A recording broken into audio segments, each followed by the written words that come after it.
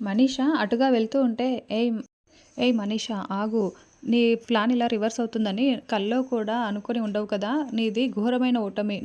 ఇక్కడ నువ్వు మాత్రమే పరాయి దానివి. ఈ ప్లాన్ అయిపోయింది. నెక్స్ట్ ఏం ప్లాన్ చేస్తున్నావు? నీ ప్లాన్ ఏదైనా సరే, గెలుపు మాత్రం నాదే. నిన్ను ఓడిస్తూనే ఉంటాను. అది ఎంతవరకో తెలుసా? మిత్రగారే నిన్ను మెడ పట్టుకొని బయటికి గెంటేసే వరకు.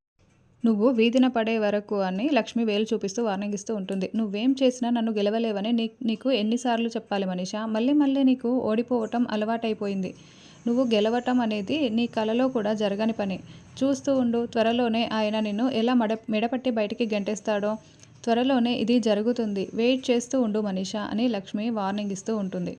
మనీషా కోపంతో రగిలిపోతూ చూస్తూ ఉంటుంది. నువ్వు ఎన్నిసార్లు నన్ను ఓడించినా నువ్వు ఓడిపోయే వరకు నేను ప్లాన్ చేస్తూనే ఉంటాను లక్ష్మి. ఇక్కడ ఆస్తి పంపకాలని అడ్డుకున్నావేమో కానీ అవార్డు ఫంక్షన్లో మాత్రం నువ్వు అస్సలు తప్పించుకోలేవు అని మనీషా మనసులో అనుకుంటూ ఉంటుంది.